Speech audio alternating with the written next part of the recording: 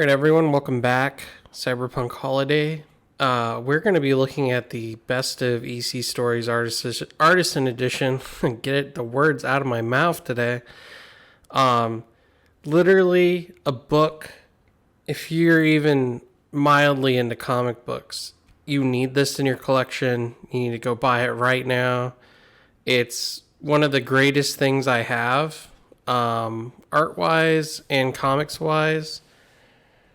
I'm not going to go through the whole thing either.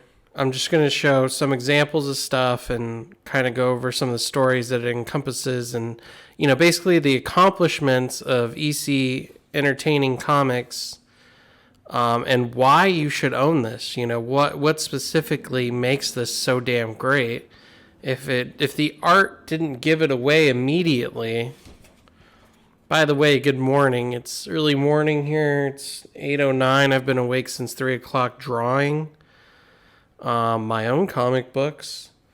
And, this is just a great inspiration to me. The storytelling, pretty much everything. You already got the duotone right here on one of these big blow up pages. This is actually an extremely sad story. So this is kind of like a breakdown table of contents. And you know what? Maybe I'm getting too much direct lighting there. I don't know. Let me zoom in a little bit closer here. So all of these stories are great. I'm actually still rereading through it again, but some of them just blow me away. Some of them are stories that you would need in your collection anyway, like Master Race. To me, all of them do, but it's anyway. Let's get into it. So first off, every EC artist was good at using characters and stories, and you don't see a lot of landscaping going out, as you can tell already. There's a very big focus on characters as opposed to landscape. They use it when they have to. This particular story is about a guy who kills someone, and he's worried that his fingerprints are left at the scene. So he basically cleans the whole entire house, going crazy, thinking that, cops are going to find evidence on him. And then they find him a little bit loony at the end here and take him away to jail. There's some really dark ones. Again, I'm not going to go through all of them, but just the craftsmanship of the art on each page is impeccable. The way they use screen tones, duotone, whatever you want to call it. The feathering of the lines and the backgrounds on the characters. How much ink is actually on a page. I say that, and then I go to a page that has very little ink on it. So, let me get a little... Okay, so here's actually a good story to talk about. A kind of justice. So, basically this woman is raped. It's alluding to that fact. The guy says, if you tell anybody, I'll kill you. And so her parents find out. They alert the authorities. They find this mysterious guy at a bar from out of town they never seen before, and they take him in. One of the cops says, look, just admit to the crime, and I'll sneak you out the back. I know you're not the guy.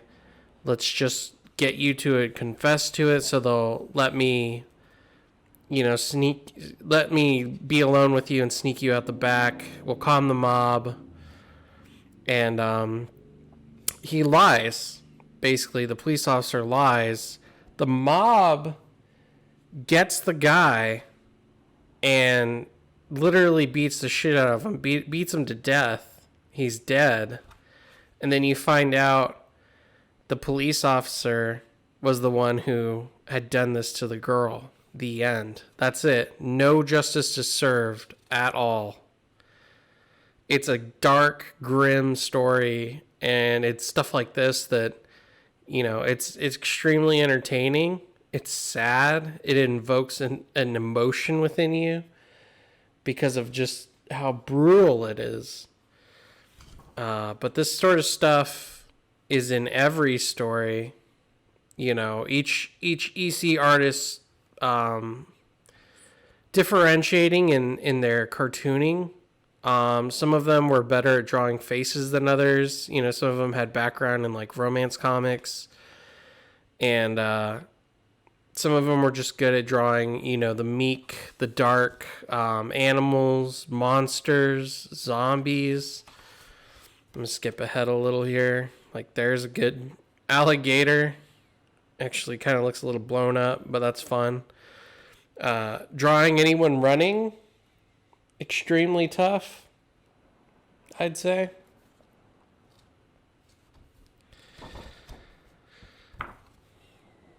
Skip ahead here. Here's the zombies. More famously, parts of the EC series was the, monsters like the Haunt of Fear and Tales from the Crypt. And you're getting that. Here's the witch with her cauldron. One of the entertainers, the spokesperson, the hosts of the comic books.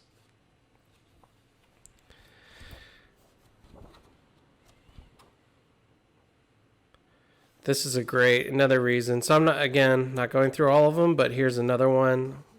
Time to Leave.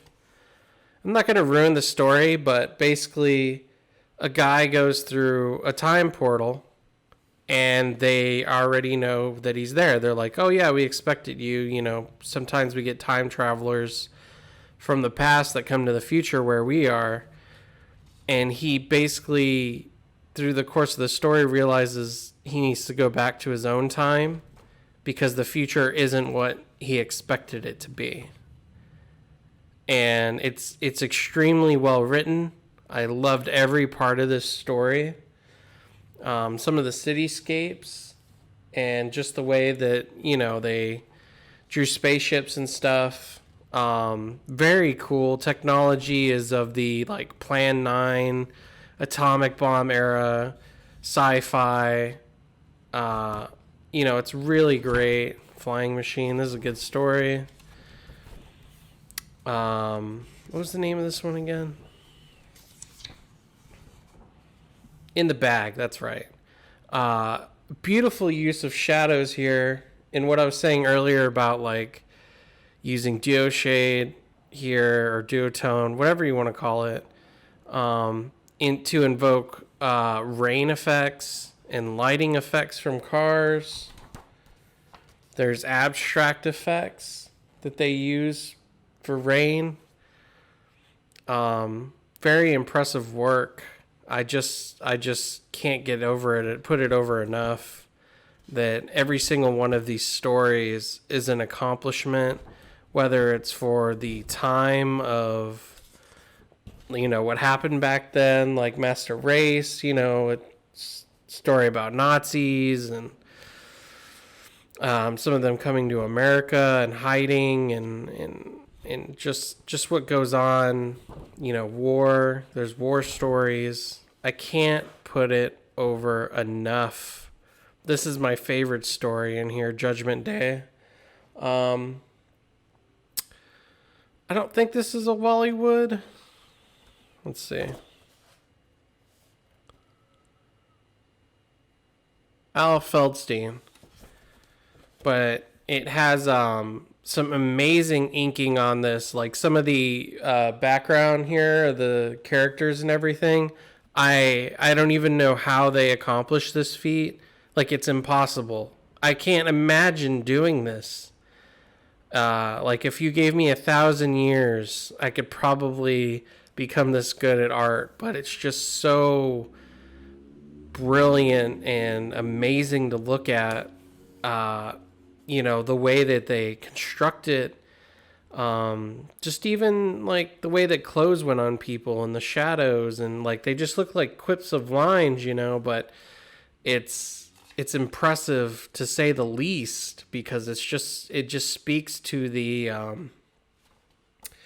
energy and talent that worked at EC Comics at the time, which those those cats were paid more than Marvel and DC at a premium, because they were just that good. And this artwork shows it. It shows how brilliant they were at their craft. And just even like these little like robot things here, it's just like, I just don't know how they were able to pull it off. It's just so intrinsically beautiful and crafty. And I don't want to go through the whole thing, but just some of it boggles my mind. Like just the work that was put into one panel of landscape, and all the little detail in the background, even if it's just like a couple lines that bring out, there's a tree back there and there's forests and everything. Just the layout of the panel, even like this weird fantasy. This one has to be Ed Wood, but it's just so well thought out. Apparently, they just knew what they were doing, because there's no other way you can get this quality of work. It's impeccable. And again, the era of it, you might think, well, it's an old comic book. It's from the past, so it's going to be written a certain way, and it's going to be boring. And truthfully, it's not. It's actually, the stories that they pulled in this book, extremely interesting. Some of them, I don't want to say that they're not good, but they're just of their time. Obviously, like some of the problems certain people could have would be like solved by a cell phone, for instance, of calling someone. But you're not going to get work like this in any other Artisan edition by these guys. And it's not going to look this good. And I can't put it over enough. I just wanted to go over it really quickly because it's just so fucking good. My favorite Artisan edition I own, and I own a couple. So please go pick this up. It's going to feel a little pricey to the wallet, but I swear to God it's worth it in every capacity. If you're a comic book fan, this is the book to get. If you're an artist, 100%, even more, 1,000%. Everyone knows at this channel that I'm kind of moving right now. I'm in the process of it, and I don't know if I'm gonna have a video next week. Probably, but like that might be the big move. So there might be a week lapse. But the good news is that I am working on a video that's more akin to my. How does the Silent Hill Downpour comic book fit into the video game? So it was more like moving pictures, dramatic with music and sounds and stuff. And I'm working on a big video like that, and you're going to get that for, this month for Halloween. So at least look forward to that. And just, if you're new to the channel, please like, share, subscribe. Please let me know that, what I'm doing right now is, I'm on the right track, and, people are interested in this. And I promise you I'm bringing you some cool stuff in the future. I'm going to show you some of my process on making comic books. I'm going to show you some fanzines, some more of the PlayStation magazines and stuff, and Nintendo Power, whatever I have, whatever I'll buy in the future. But thanks everyone for watching. I'll catch you later.